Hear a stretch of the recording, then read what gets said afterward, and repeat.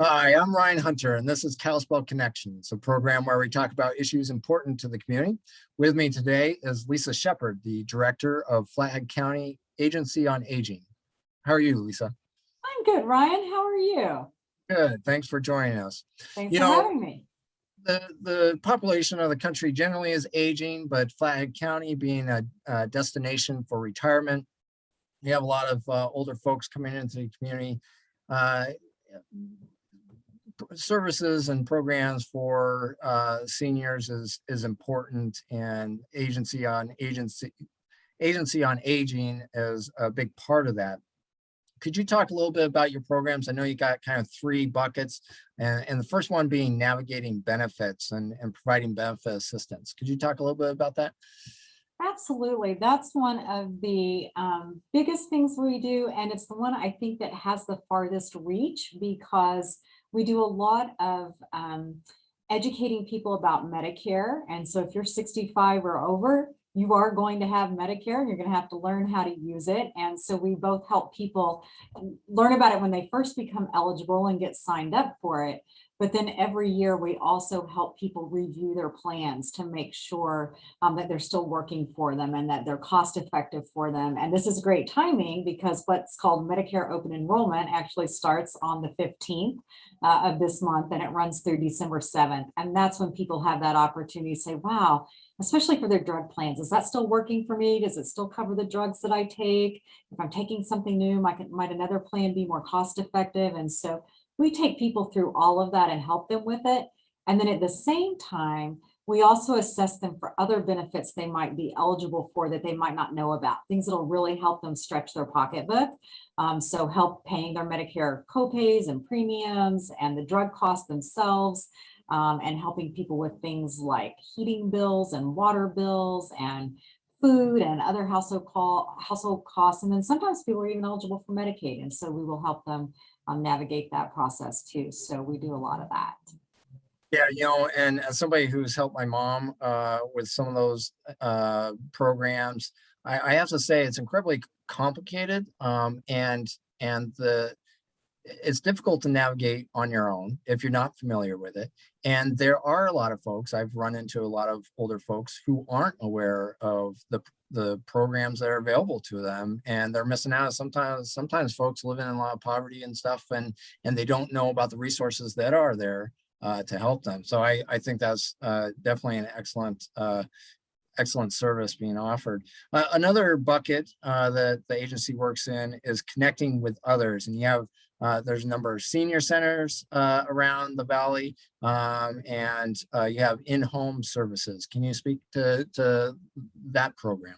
Yeah, both of those things. So we support the area senior centers. They are their own organizations, but we help financially support them and provide them with technical assistance. And we're actually co-located with the Kalispell Senior Center here in the South Campus on 11th Street West. And so it's the senior centers do all kinds of things. They serve meals, which is part of one of our programs, but they also have activities and field trips and classes and workshops and speakers and dances and card games and all kinds of things that people might want to do, come together and enjoy together. And so we're really happy to have that relationship with them.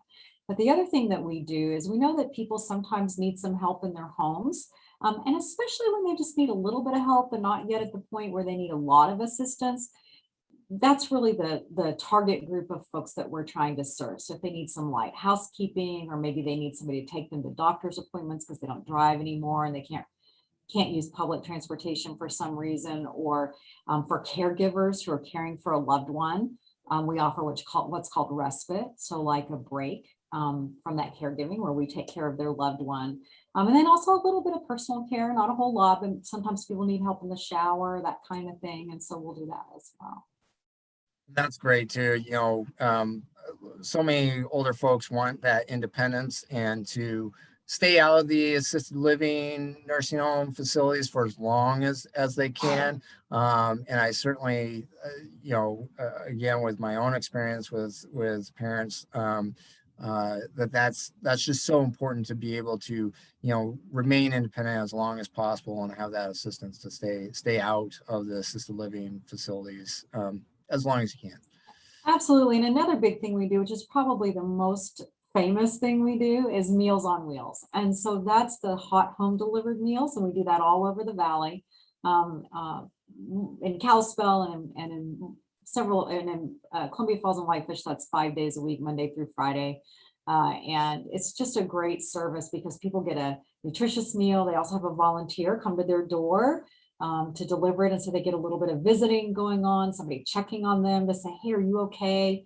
And then if they're not there, they don't answer the door and they're not okay, then we have a whole system in place to alert the other people in their lives that things aren't okay, and to make sure that we address that. So that's another really great service that we offer.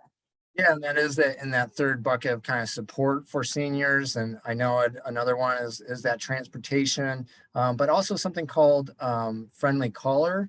Yeah, What's yeah, that program? yeah. So sometimes people want to know that someone knows they're okay. For a lot of times, if somebody lives alone, they don't necessarily have somebody checking in on them frequently. And so what we do is when somebody wants that check-in, is we work with them, say, well, how often do you want us to call? What days, what times? And then we do that.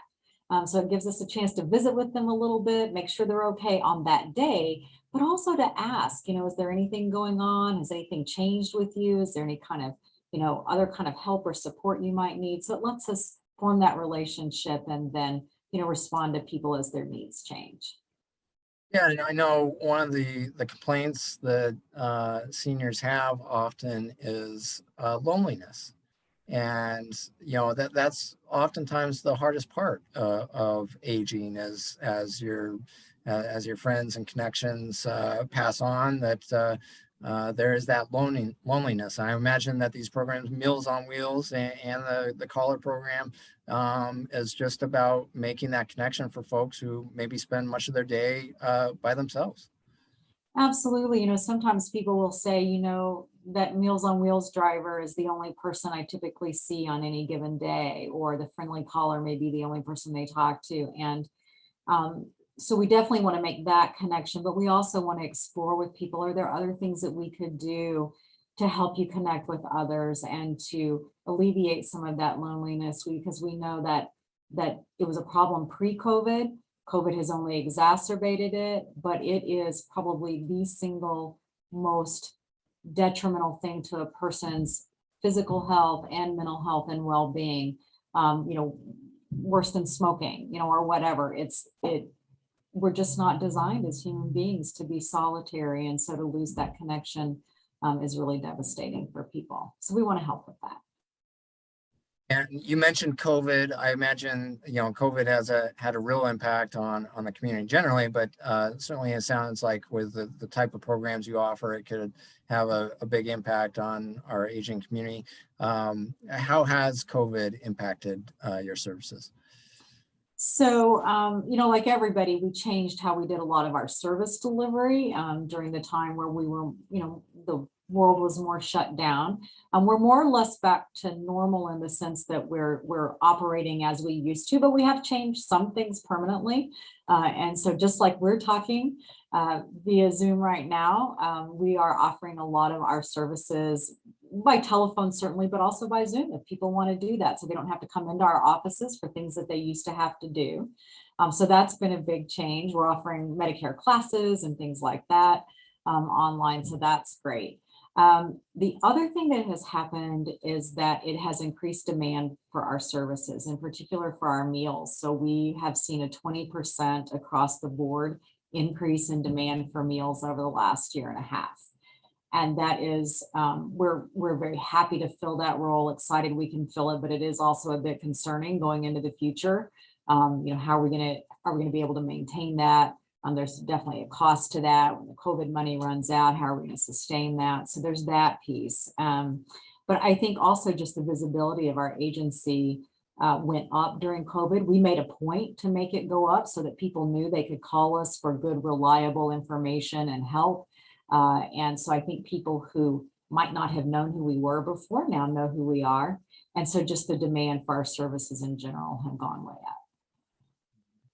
And one of those services too is the ombudsman for our assisted living programs, nursing homes, and that's a probably not a well known, but I think a really important aspect too, to ensure that there's accountability and oversight to make sure that our seniors living in these facilities are not neglected or have any problems.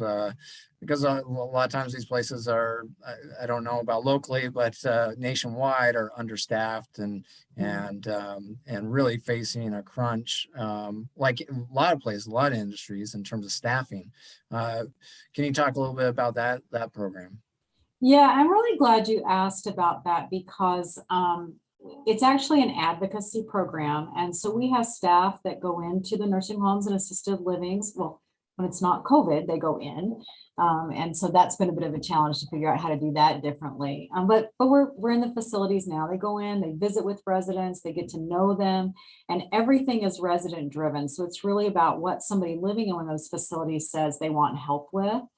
So as opposed to sort of an outside oversight body that's coming in and doing, certification and surveys and all those sorts of things. It's really us going in and visiting with people, and also trying to be a support to that facility in terms of facilitating those conversations and helping to come to resolutions and solutions. And so it has been a really hard time for people in facilities. And I don't have answers. I wish that I did. I think the facilities have been doing the best that they can to try to manage COVID and manage all of the different things that have come out of that in terms of residents not being able to have visitors and what does that mean for them and for families. And my heart goes out to everybody in that industry, everybody living in a facility. It has been just a lose-lose kind of situation for everyone. So, but we are very happy to have that program, and it's not a COVID related program. We do that all the time. And then, our society is different from a lot of societies, well, other societies in the world where, seniors are very much kind of incorporated into the community and I guess really honored, and sometimes people are from other countries come to the United States and are a little bit shocked by our approach to aging. And so I was hoping you could speak to that sense that the way that we think about aging in this country. Yeah, so we really feel that part of our mission, part of our charge, is to help people think differently about aging, think differently about older adults, because we are still very youth-centric in our country and in the way we think about things. And when we do think about older age, we kind of go, oh, I don't want to think about that. We dread it. We don't think of the positives about it. And so we really want to change that. We want to change it for everybody. We know for a fact, because there have been studies that show it, that if you have a positive attitude about aging when you're younger, that you have better health, better physical health, better mental health, better well-being as an older adult. You have a lot less incidence of cardiac disease and all kinds of things. And that's how you think about aging when you're 20. So anyway, so we want to change how people think about it, because we're living a long time now. We're living a big chunk of our lives, well after age 60, which is the age of eligibility for our services. And so what does that look like? For many people, they start a third chapter of their lives. They're either continuing to work much longer than they did at paid employment, or they're retiring from paid employment, but then there's that whole world of volunteerism that's out there. They have the opportunity to do things that are their own agenda, things that are really important to them that maybe they've put off in their working years or the years where they were raising families. And so it's kind of an age of discovery. And it's also an age of contributing. I'll just give you one example. We use a lot of volunteers at our agency. We could not do what we do without volunteers. We would shut our doors. And almost all of those volunteers are older adults. And so they bring with them not just time, that's a piece of it, but all of their skills and experience and their wisdom and their stories. It's such a vibrant place here because they're here. And so this this sort of stereotype that we have of older adults as, kind of frail and not with it anymore, and not interesting or whatever it is, couldn't be further from the truth. And when older adults are at a stage where they do need support, then if we have a more positive view of aging and older adults that has to do with dignity and respect, and appreciation, then we're going to be better able to support them when they need that. And when I say them, I mean us, because we are all headed that direction. So it's really critical, and I appreciate you asking about that. Yeah, no, and somebody who works in the nonprofit field, I could say, without our older citizens, we would be in a much worse place because of that, the power and the impact they have in their volunteerism, which is overwhelmingly older folks who are doing the volunteerism. And speaking of volunteerism, you mentioned you rely a lot on volunteers. If there are folks out there who want to volunteer or want to take advantage of the services, how do they get in touch with the agency? So the best thing to do is just call our main number, 758-5730. And just, you can say you're interested in volunteering and we will get you to the right person. If you happen to know that you want to be a Meals on Wheels driver, because that's the thing that people call about and are often interested in, then we'll put you straight through to that. If you don't know what you want to do, then we'll have a chat with you, have a conversation, see what your interests are, and figure out how we can plug you in. Right. Well, Lisa, thank you so much for joining us and talking about the great programs that the Agency on Aging does. And thank you all so much for the work that you do. Thanks for having me on to talk about it.